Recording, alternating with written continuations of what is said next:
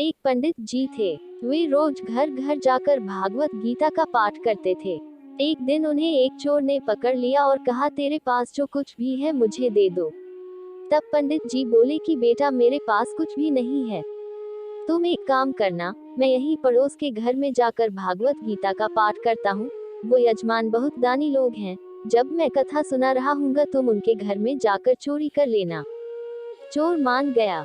अगले दिन जब पंडित जी कथा सुना रहे थे तब वो चोर भी वहां आ गया। तब पंडित जी बोले कि यहाँ से मीलों दूर एक गांव है वृंदावन। वहां पर एक लड़का आता है जिसका नाम कान्हा है। वो हीरो जवाहरातों से लदा रहता है। अगर कोई लूटना चाहता है तो उसको लूटो। वो रोज रात को उस पीपल के पेड़ के नीचे आता है जिसके आसपास बहुत सी झाड़ियां हैं। चोर ने ये सुना और खुशी खुशी वहां से चला गया। वो चोर अपने घर गया और अपनी बीवी से बोला कि आज मैं एक कान्हा नाम के बच्चे को लूटने जा रहा हूँ। मुझे रास्ते में खाने के लिए कुछ बांध कर दे दो। पत्नी ने कुछ सत्तू उसको दे दिया और कहा कि बस यही है जो कुछ भी है।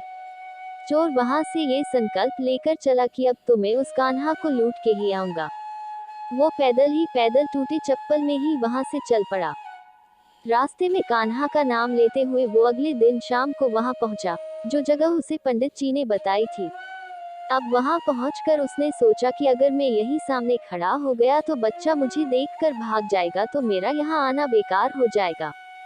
इसलिए उसने सोचा क्यों न पास वाली झाड़ियों में ही छुप जाऊं। वो जैसे ही झाड़ियों में घुसा, झाड़ियों के कांटे उसे चुभने लगे। उस समय उसके मुंह से एक ही आवाज आई, कान्हा कान्हा। उसका शरीर लहूलुहान हो गया, पर मुंह से सिर्फ यही निकला, कान्हा आ जाओ, कान्हा आ जाओ। अपने भक्त की ऐसी दशा देख के कान्हा जी चल पड़े। तभी रुक्मणी जी बोली कि प्रभु कहाँ जा रहे हो, वो आपको लूट लेगा। प्रभु बोले कि कोई बात नहीं, अपने ऐसे भक्तों के लिए तो मैं लुट जाना तो क्या, मिट जाना भी पसंद करूंगा। ठाकुर जी बच्चे का रूप बना के आधी रात को वहां आए। वो जैसे ही पेड़ के पास पहुंचे, चोर एकदम से बाहर आ गया और उन्हें पकड़कर बोला, ओ कान्हा, तूने मुझे बहुत दुखी किया है। अब ये चाकू देख रहा है ना, अब चुपचाप अपने सारे गहने मुझे दे दे। कान्हा जी ने हंसते हुए उसे सब कुछ दे दिया। चोर हंसी खुशी अगले दिन अपने गांव में वापस पहुंचा। सबसे पहले उसी जगह गया जहां पर पंडित जी कथा सुना रहे थे।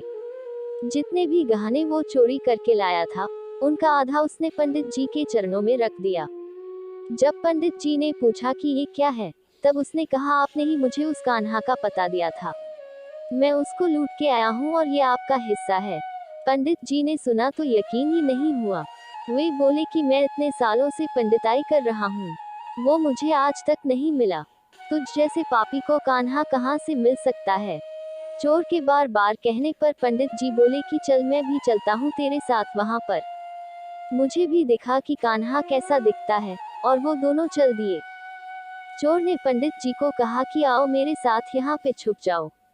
दोनों का शरीर लहूलुहान हो गया और मुंह से बस एक ही आवाज निकली, कान्हा कान्हा आ जाओ। ठीक मध्य रात्रि कान्हा जी बच्चे के रूप में फिर वही आए। दोनों झाड़ियों से बाहर निकल आए। पंडित जी की आंखों में आंसू थे। वे फूट फूट के रोने लग गए।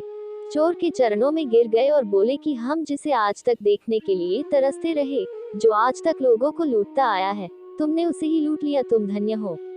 आज तुम्हारी वजह से मुझे कान्हा के दर्शन हुए हैं। तुम धन्य हो। सीख, ऐसा है हमारे कान्हा का प्यार अपने सच्चे भक्तों के लिए। जो उसे सच्चे दिल से पुकारते हैं, तो वो भागे भागे चले आते हैं। प्रेम से कहिए, श्री राधे। मेरो तो गिरधर गोपाल दूसरो न कोई।